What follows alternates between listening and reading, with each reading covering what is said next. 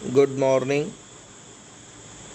विभिन्न धरातलीय कारक अध्याय में अपरदन के अंतर्गत हम लोगों ने पिछले वीडियो में प्रवाहित जल, भूमिगत जल और हिमानी पर चर्चा कर लिया था।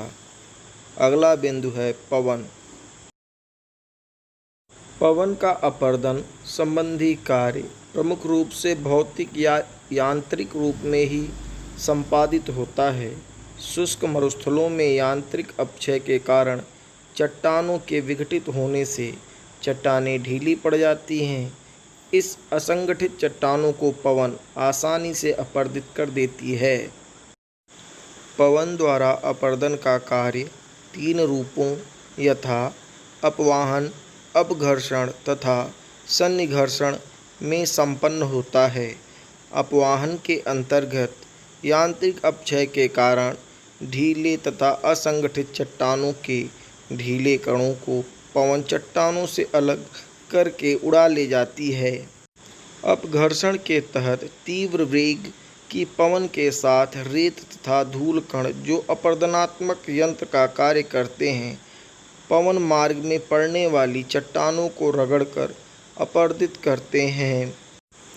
सन्निघर्षण के तहत शैल कण आपस में रगड़कर यांत्रिक ढंग से टूट जाते हैं। पवन के अपरदन के तीनों रूपों से जिन स्थल रूपों का निर्माण होता है, उन्हें अपरदनात्मक स्थल रूप कहते हैं। आइए कुछ मुख्य स्थल रूपों पर चर्चा कर लेते हैं। अपवाहन बेसिन या वातगर्त पवन द्वारा असंगठित तथा ढीले कणों को उड़ा लिए जाने से निर्मित गर्त को अपवाहन बेसिन कहते हैं। चूँकि इन गर्तों का निर्माण पवन द्वारा होता है, अतः इन्हें पवन गर्त भी कहते हैं। सहारा के रेगिस्तान, कालाहारी, मंगोलिया तथा संयुक्त राज्य अमेरिका के पश्चिमी शुष्क भागों में इस प्रकार के अनेक स्थल रूपों के उदाहरण देखने को मिलते हैं। इंसेल वर्ग मरुस्थलों में अपव्यय तथा अपरदन के कारण कोमल चट्टानें आसानी से कट जाती हैं, लेकिन कठोर चट्टानों के अवशेष ऊंचे ऊंचे टीलों के रूप में बच जाते हैं। इसे इंसेल वर्ग कहते हैं।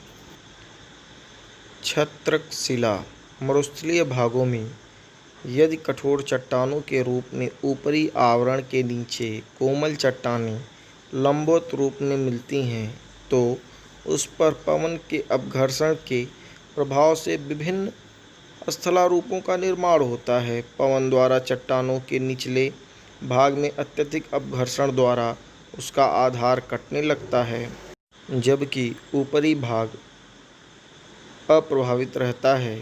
साथ ही यदि पवन कई दिशाओं में चलती है तो चट्टान का निचला भाग चारों तरफ से अत्यधिक कट जाने के कारण पतला हो जाता है, जबकि ऊपरी भाग अप्रभावित रहता है। इससे एक छतरी नुमा स्थलारूप का निर्माण होता है, जिसे छत्रक शिला कहते हैं। छत्रक शिला को सहारा के रेगिस्तानों में गारा कहते हैं।